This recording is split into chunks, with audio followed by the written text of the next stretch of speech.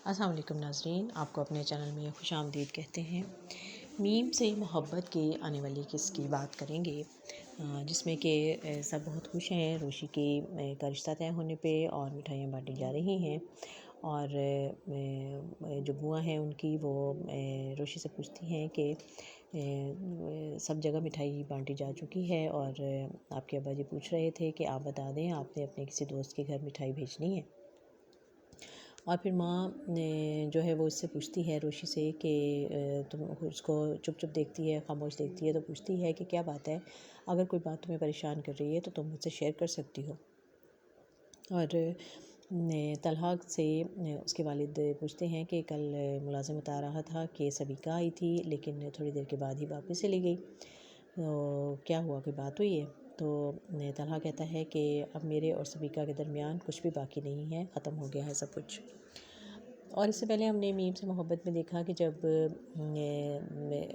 तलहा जो है वो अपने वालिद साहब को डॉक्टर के पास चेकअप के लिए लेके जाना है, तो सबीका के कहने पे वो मोहित को उसके घर छोड़ देता है। मोहित जो है वो पहले ही खुश नहीं था और वो पसंद नहीं करता सबीका को। जब सबीका को ऑफ़िस में अपने इमरजेंसी जाना पड़ा तो मुलाजमों की नज़र बचा के मोहित बाहर निकल आता है और स्विमिंग पूल पर चक्कर लगा रहा है तो वहाँ गिर जाता है, उसको हॉस्पिटल ले जाया जाता है। मोहित को इत्तला मिलती है तो आता है, वो बहुत परेशान है और बहुत ज़्यादा वो में गुस्सा करता है सबीका पे और उसको कहता है कि अगर मोहित को कुछ हुआ तो मैं तुम्हें माफ़ नहीं करूँगा। और फिर सारी रात इसी तरह परेशानी में गुजरती है और फिर सुबह जब डॉक्टर आते हैं तो वो बताते हैं कि अब मोहित जो है वो ख़तरे से बाहर है और उसकी तबीयत काफ़ी बेहतर है। तो माँ जो है सबीका की वो शुक्र का कलमा पढ़ती है और उसे कहती है मोहित से कि शुक्र है बेटा, वो अब ठीक हो गया है। और मुस्कुरा कर देखती है सबीका की तरफ और उसको इशारा करती है कि वो आए मोहित के पास। तो वो मुंह फेर लेती है और फिर अपना पर्स उठाकर वहाँ से चली जाती है। और फिर मोहित जो है वो उसके रूम में आ जाता है, मोहित के रूम में आ जाता है तलहा। और इतनी देर में कॉल आती है मोहित के टैब पर, तो वो देखता है तो वो रोशी की कॉल है और वो उसको ऑन करके देता है। तो वो उससे कहती है कि मैं तुम्हें कल से बहुत मिस कर रही हूँ और तुम्हें बहुत याद कर रही हूँ। और फिर उसको देख के माहौल लगता है उसे अजीब सा, तो उसे पूछती है कि तुम कहाँ पर हो, और फिर खुद ही कहती है कि तुम हॉस्पिटल में हो। और फिर वो उसे बताता है और तलहा उसे बताता है कि हाँ मोहित की तबीयत ठीक नहीं थी तो इसको हॉस्पिटल एडमिट किया है। और रोशी जो है वो सुन के बहुत परेशान हो जाती है और सुबह सुबह उसी वक्त उठ के वो उसको देखने के लिए हॉस्पिटल आ जाती है और आते हुए उसके लिए बैलून्स लेकर आती है, जो वो देख के बहुत खुश होता है और वो रोशी को भी देख के खुश होता है और उसके साथ बातें करने लगता है। और तलहा देखता है कि इन दोनों की आपस में कितनी ज़्यादा अंडरस्टैंडिंग है और दोनों एक दूसरे के साथ कितने प्यार से और खुशी से रहते हैं। और फिर वो उसको बहुत प्यार करती है और पूछती है कि तुम्हें क्या हुआ था, तो वो बताता है कि मैं सबीका आंटी के घर गया था, वहाँ गिर गया। तो वो कहती है कोई बात नहीं, बहादुर बच्चे हो तुम, ठीक हो जाओगे। और फिर कहती है कि अब मैं जा रही हूँ क्योंकि मैं जल्दी में आ गई थी तुम्हारे हॉस्पिटल का सुन के, मैंने घर में किसी को बताया भी नहीं है। और जाने लगती है तो फिर पीछे से तलहा आ जाता है और उसे कहता है कि आपके आने का बहुत बहुत शुक्रिया। तो वो कहती है कि आप फ़िक्र ना करें, मैं सिर्फ इसके लिए परेशान हो रही थी और मैं इसको मिस कर रही थी तो इसलिए मैंने इसको कॉल कर लिया, मुझे पता चल गया, तो कोई ऐसा मसला नहीं है। वो कहता है कि नहीं, आपके आने से वो खुश हो गया है। वो कहती है कि मैं कौन हूँ, मैं तो एक लापरवाह सी लड़की हूँ, मैं तो किसी का एहसास ही नहीं कर सकती, किसी का ख्याल ही नहीं कर सकती। हाँ, ख्याल तो आप और सभी का ही रख सकते हैं और मैं देख रही हूँ बहुत अच्छा ख्याल रख रहे हैं आप। और फिर वो वहाँ से चली जाती है।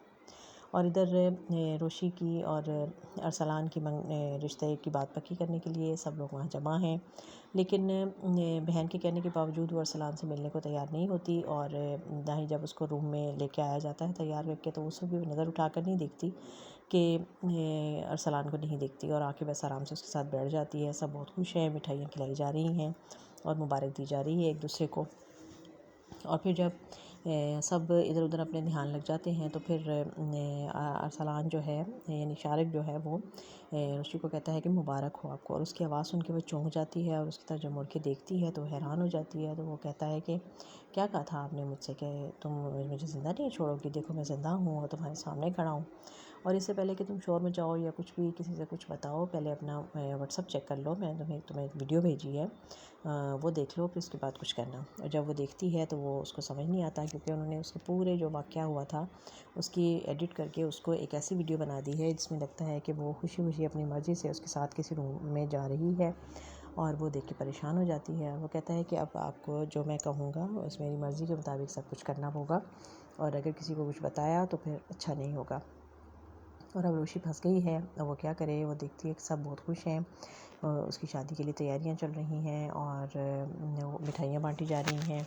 तो अब वो किसी को कुछ बता भी नहीं सकती, किसी से कुछ शेयर भी नहीं कर सकती, क्योंकि इसमें उसी का कसूर गर्दाना जाएगा कि तुम खुद अपनी मर्ज़ी से उसके साथ गई थी, और वो पता नहीं क्या क्या कहानी सुनाएगा, और फिर ये सब मुझे कैसे बर्दाश्त करना पड़ेगा। और घर की इज़्ज़त बचाने के लिए और अपनी इज़्ज़त बचाने के लिए अब उसे उस शैतान के साथ शादी करना पड़ेगी, जो कि एक बहुत ही गलत नेचर का लड़का है, और वो उसको बिल्कुल भी पसंद नहीं करती थी, लेकिन अब वो फंस गई है। तो अब देखना ये है कि वो रोशी क्या करेगी, क्या वो अपने हक़ के लिए आवाज़ उठा सकेगी, क्या वो बात कर सकेगी, और क्या वो कोशिश करेगी कि वो किसी को अपना हमराज बनाए और वो बताए, या इस मौके पर भी तलहा उसका साथ देगा। और क्योंकि तलहा तो सारी हकीकत जानता है और उसे पता है कि किसकी गलती थी और क्या हुआ था, क्योंकि उस वक्त वही आया था इसको रेस्क्यू करने के लिए। तो सिर्फ तलहा ही है जो इस वक्त इसका साथ दे सकता है, लेकिन क्या इसकी अना इस बात की इजाज़त देगी कि वो तलहा से मदद मांगे। तो बड़ी खूबसूरत और दिलचस्प अब ये सूरत हाल हो गई है, और बड़ा सस्पेंस भी आ गया है इसमें कि अब रोशी क्या करेगी, अपने आप को कैसे बचाएगी। और दूसरी तरफ सबीका का और तलहा का आपस में ताल्लुकात भी ख़राब हो गए हैं, क्योंकि सबीका जो है वो इस वक्त बहुत गुस्से में है, और माँ से कहती है कि आपने देखा नहीं उसने हॉस्पिटल में मेरी कितनी इंसल्ट की है। और वो आती है और तलहा से मिलती है और उससे ये कहती भी है कि तुम्हें अगर मुझ पे एतबार नहीं था तो तुम्हें इसको मेरे पास छोड़ना ही नहीं चाहिए था। तो वो कहता है कि हाँ ये मेरी गलती थी, मुझे नहीं छोड़ना चाहिए था। वो कहती है कि मैं तंग आ गई हूँ, तुम हर वक्त मोहित मोहित मोहित करते रहते हो, तुम्हें किसी और की कोई परवाह नहीं है। तो मैं भी ऐसा रिश्ता नहीं रखना चाहती जिसमें कि इस तरह की चीज़ें हों और इस तरह के मसाइल हों। तो वो कहता है कि हाँ बहुत अच्छा है, मैं भी ये रिश्ता नहीं रखना चाहता, और वो फिर नाराज़ होकर वहाँ से चली जाती है। तो अब देखना ये है कि ये दोनों फैमिलीज़ जो हैं, तलहा जो है वो उसका तो रिश्ता ख़त्म हो गया है, उसको ये बात भी अंदाज़ा हो गया है कि मोहित जो है वो रोशी से ही दोस्ती रखता है, और रोशी उसका बहुत ख्याल रखती है, और वो ही उसके लिए बेस्ट चॉइस हो सकती थी। लेकिन अब वो अपने हाथ से ये मौका गंवा चुका है, तो क्या अब वो कोशिश करेगा कि वो अपनी इन चीज़ों को बेहतर कर ले, अपनी गलतियों को सुधार ले, और रोशी को राज़ी कर ले इस शादी के लिए। तो देखते रहिए आगे चल के हमें क्या क्या इससे में और दिलचस्प सूरत हाल देखने को मिलती है। खूबसूरत ड्रामा देखते रहिए मीम से मोहब्बत।